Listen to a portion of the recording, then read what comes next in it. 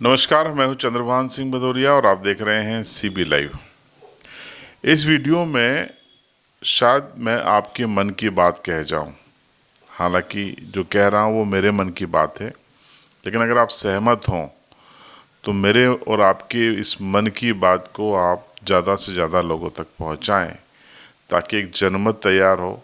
आज न सही, कुछ सालों में न सही, आगे चलकर सरकार को या सरकारों को ये रियलाइज हो कि हाँ, ये मांग जायज़ है। 1954 में भारत सरकार ने देश के सबसे बड़े भारत रत्न अवार्ड का ऐलान किया है। ये सबसे बड़ा पुरस्कार है जो गैर सैन्य क्षेत्रों में दिया जाता है। 1954 से लेकर 2024 तक 70 साल का वक्त हो चुका है और इस 70 साल में अभी तक 53 हस्तियों को भारत रत्न से नवाजा जा चुका है, जिसमें से कई प्रधानमंत्री हैं। कई बार तो प्रधानमंत्रियों ने खुद अपने आप को भारत रत्न दे दिया। इनमें से 53 में से 2 नागरिक ऐसे हैं जो विदेशी मूल के हैं, उनको भी भारत रत्न दिया गया। एक दक्षिण अफ्रीका के गांधी माने जाते हैं स्वर्गीय नेल्सन मंडेला साहब, और दूसरे हैं आज़ादी के बहुत बड़े नायक थे, उनको लेकर भी मेरे मन में बहुत सम्मान है, जो आज़ादी के बाद पाकिस्तान चले गए थे, खान अब्दुल गफ्फार खान, जिन्हें सीमांत गांधी भी कहा जाता था। सादगी की मिसाल थे। तो जिनको दिया गया उनके बारे में मुझे पूरा सम्मान है, उनके बारे में कुछ नहीं कहना है। मेरा सवाल ये है कि इस देश में करीब 9 से 10% के आसपास आदिवासी आबादी रहती है, और इस आदिवासी आबादी में क्या आज़ादी की लड़ाई में आदिवासियों ने कोई भूमिका नहीं निभाई? क्या आज़ादी के पहले इस समाज से कोई नायक नहीं थे? ऐसे चेहरे नहीं थे जिन्होंने एक अलग जगाई हो, चेतना जगाई हो, अंग्रेजी हुकूमत से मुकाबला किया हो? तो जब खान अब्दुल गफ्फार साहब को आज़ादी के पहले की सेवाओं के लिए, आप जो कि विदेशी थे एक तरीके से, उनको आप भारत रत्न दे सकते हैं, तो आदिवासी नायकों में से किसी को भी आपने इस युग क्यों नहीं समझा?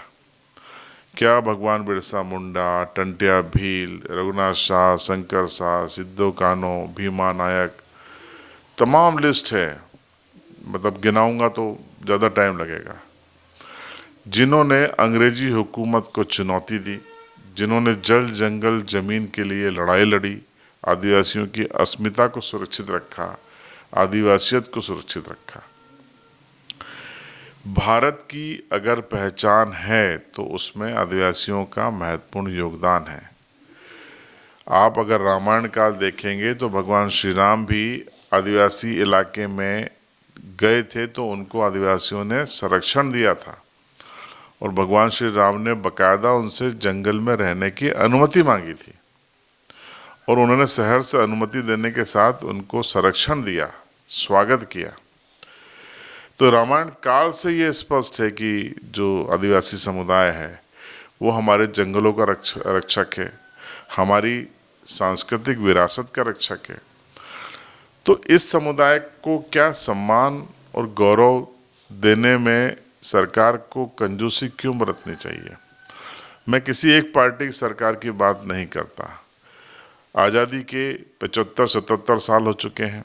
करीब करीब 20 साल के आसपास, 20-22 साल गैर कांग्रेसी सरकारें रहीं, जिसमें बीजेपी, एनडीए, कभी कांग्रेस की सरकारें रहीं, यूपीए की सरकारें रहीं। इस बारे में क्यों नहीं सोचा? मेरा सवाल ये है, क्यों नहीं सोचा? क्या मैं जाति की राजनीति की बातें नहीं कर रहा हूँ। आप ऐसे नायकों को जाति के आधार पर छोड़िए, उनके कामों के आधार पर तो देते हैं। भगवान बिरसा मुंडा जी के काम ऐसे नहीं लगते कि आप उनको भारत रत्न दें। प्रधानमंत्री नरेंद्र मोदी अगर उनके गृह राज्य में जाकर, गृह क्षेत्र में जाकर उनके कार्यक्रमों का हिस्सा बनते हैं, यानी उनके योगदान को महत्वपूर्ण मानते होंगे, तो फिर विचार क्यों नहीं करते साहब कि बिरसा मुंडा जी को मरणोपरांत ही सही वो सम्मान मिले? और मैं तो कहूँगा कि उनके माध्यम से या टंट्या भील मामा के माध्यम से आप आदिवासी समुदाय का सम्मान करेंगे, आप इस समुदाय को भारत रत्न देंगे। ये देखिए अवसर है कि आप सभी, जब आप कहते हैं कि आप भारत तभी बनता है जब तमाम जाति समुदाय इस भारत रूपी माला में पिरोए गए हैं, तो आप सम्मान रखिए ना। कोई भी माला बनती है तो उसमें कई तरीके के फूल समाहित होते हैं, गुलाब, गेंदा, मोगरा, तमाम खूबसूरती बढ़ाने के लिए। तो भारत रूपी माला में आदिवासी भी बहुत अहम फूल हैं, उनको जगह दीजिए, उनको सम्मान दीजिए। उनका जो नेतृत्व था, जिसने उनकी अस्मिता को बचाने के लिए संघर्ष किया, आप उनको सम्मान क्यों नहीं देंगे? मेरी प्रधानमंत्री नरेंद्र मोदी जी से अपील है कि अभी आपकी सरकार है, मैं आपसे अपील करता हूं कि आप उनको भारत रत्न दें। मेरी विपक्ष के नेता राहुल गांधी जी से अपील है कि वो संसद में प्रस्ताव लाएं, सरकार को अपनी सहमति दें। तमाम विपक्षी नेताओं से, सत्ता पक्ष के नेताओं से अपील है कि आप आदिवासी नेतृत्व को, जिसने इस देश के लिए बहुत कुछ किया, अपना जीवन बलिदान दिया, हंसते हंसते वो फांसी पे चढ़ गए सिर्फ इसलिए कि उनको इस देश की अस्मिता को बचाना था, आदिवासियों के जल जंगल जमीन को बचाना था।